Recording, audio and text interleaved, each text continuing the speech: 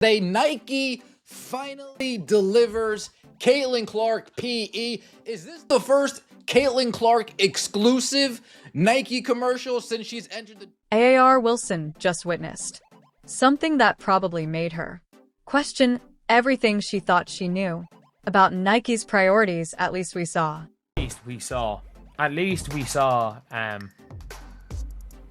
something. We saw something from Nike about her PE. And they finally released a PE. Paige Becker's already got a PE. Jewel Lloyd's got multiple. The swoosh just dropped Caitlin Clark's first major solo commercial, and the internet is absolutely losing its collective mind. Meanwhile, WNBA ratings without Clark hit rock bottom again. The timing of this Nike rollout absolutely brutal for everyone not named Caitlin Clark. Do you think Nike finally woke up and realized who their biggest star actually is, or is this too little? So Nike finally released their trailer for Caitlin Clark's sneaker. They finally did. And a lot of people thought that when Nike were talking up, they were going to be, talking up like Caitlin might have been getting her signature shoe. They might have been talking up potentially Caitlin getting that signature shoe. And it would have been really cool if Caitlin got her signature shoe. But let's be real, that was never happening.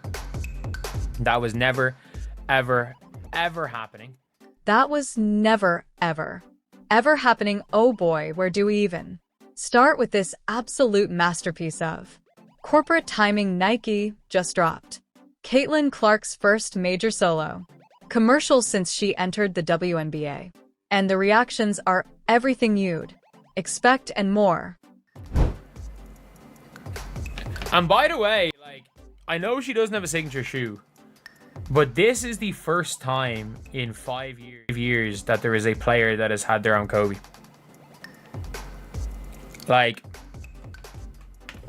Available 30th of the 6th in selected regions. Before we get into the commercial itself, let's talk about the context that makes this whole situation so incredibly awkward for certain people.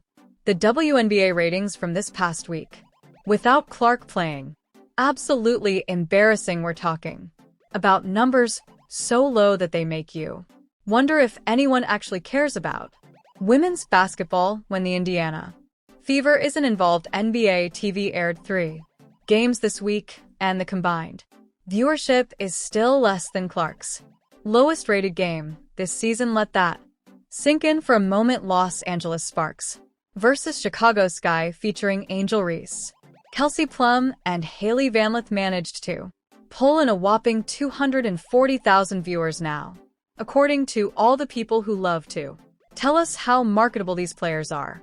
This game should have been a ratings bonanza. After all we constantly hear about how popular Angel Reese is, how exciting Hailey Van Lith can be, and how Kelsey Plum is supposedly this huge draw.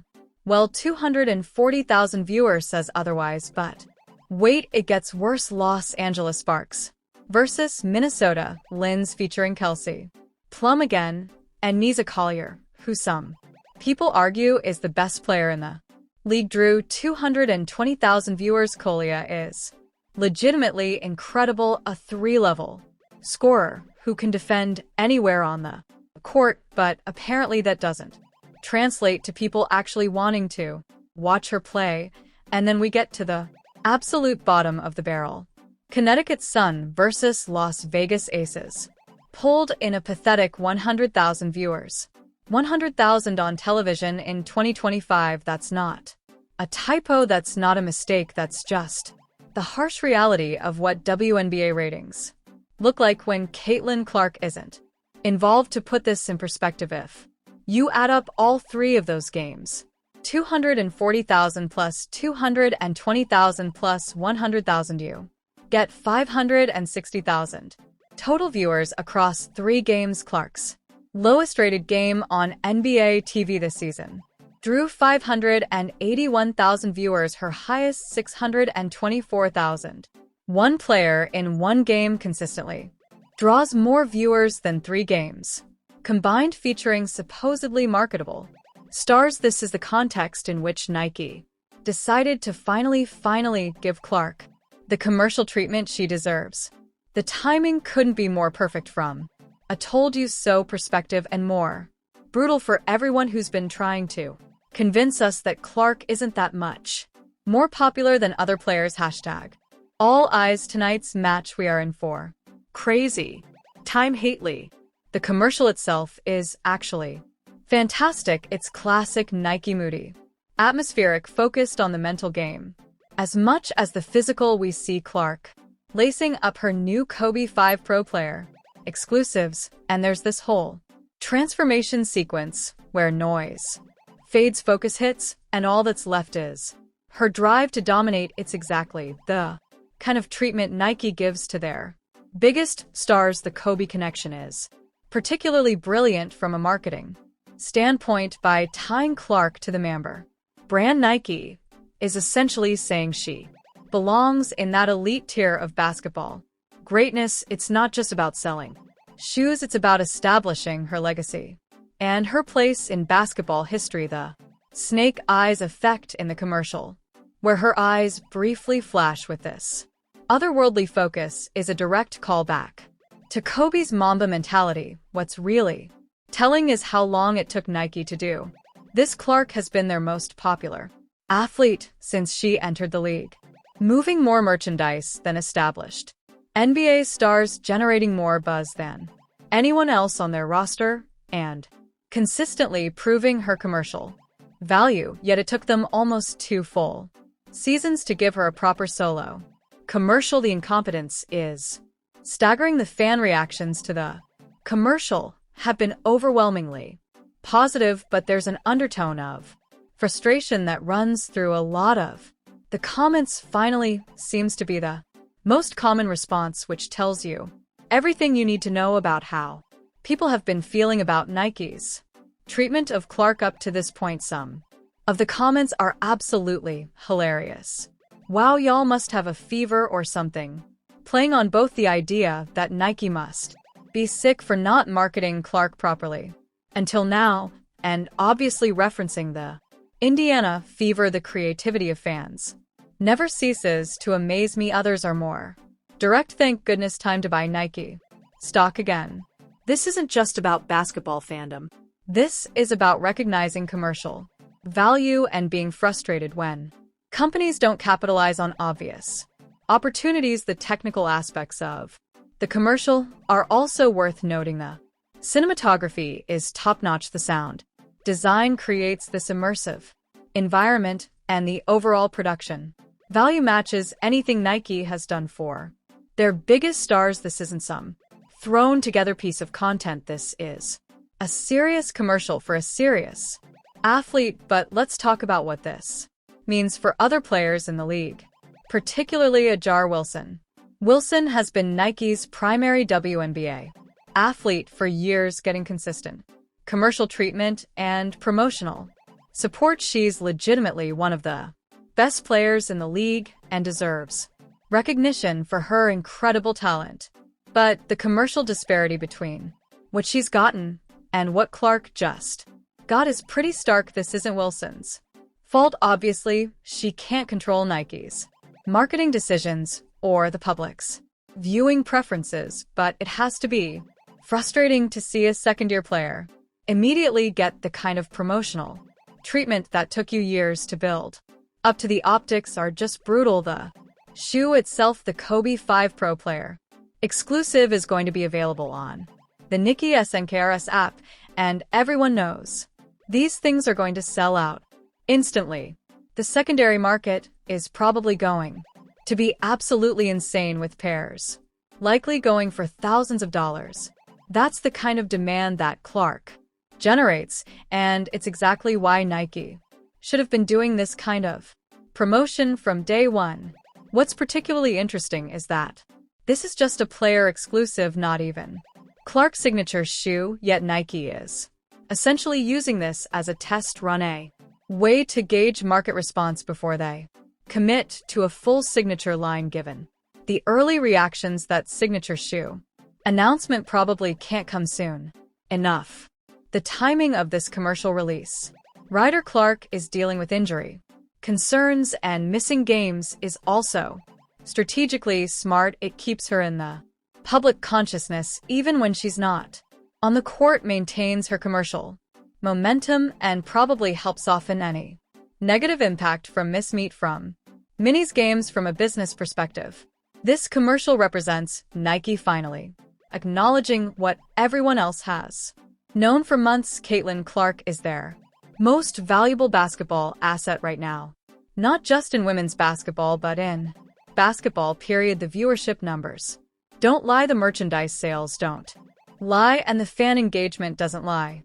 The production team behind this commercial clearly understood the assignment. They created something that feels epic and important, something that treats Clark like the superstar she is, rather than just another WNBA player.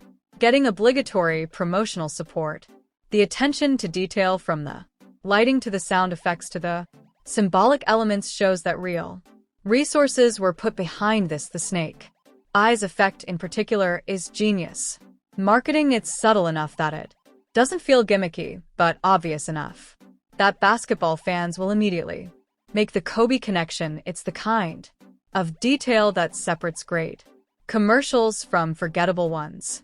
Looking at the broader implications, this commercial might represent a turning point in how Nike approaches women's basketball marketing. Instead of treating it as a secondary concern or a box to check for diversity purposes, they're starting to recognize the actual commercial potential. Clark's success has probably opened their eyes to possibilities they hadn't seriously considered before. The contrast with those abysmal TV ratings without Clark makes this commercial even more impactful. While games featuring other supposedly marketable stars are drawing embarrassingly low viewership, Nike is investing serious money and creative energy into promoting Clark. The message is clear. They know where the value is.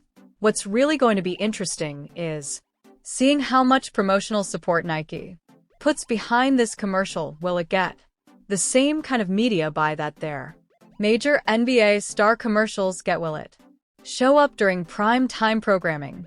The level of commitment they show in promoting the commercial itself will tell us a lot about how seriously they're taking Clark's commercial potential. The fan hunger for Clark merchandise has been obvious for months, and this commercial is probably just the beginning of Nike finally capitalizing on that demand. A clothing line is reportedly coming before the holidays, and the signature shoe should follow sometime next year. If they execute properly, the financial returns could be massive for other WNBA players. This commercial has to be a wake-up call about the realities of professional sports marketing. Talent alone isn't enough. You need to move the needle commercially, and right now very few players in the league can do that consistently. Clark has proven she can, and Nike is finally responding appropriately. The technical execution of the commercial also sets a new standard for WNBA promotional content. This isn't some low-budget piece that looks like it was made for a local car dealership. This is big-budget, high-production value content that treats women's basketball with the seriousness it deserves. The psychological impact of this commercial on Clark herself probably can't be understated either. Having a major corporation finally give you the promotional treatment you've earned has to be validating, especially after months of seemingly being taken for granted. This kind of recognition from Nike legitimizes her status as a superstar. The timing with her injury also creates an interesting dynamic. While she's physically unable to play, Nike is ensuring her commercial presence remains strong. It's the kind of strategic thinking that helps maintain momentum during down periods. Looking ahead, this commercial probably represents just the beginning of Clark's marketing evolution. As her on-court accomplishments continue to pile up and her commercial value becomes even more obvious, the promotional opportunities will only grow. Nike has finally recognized what they have, and they're starting to act accordingly.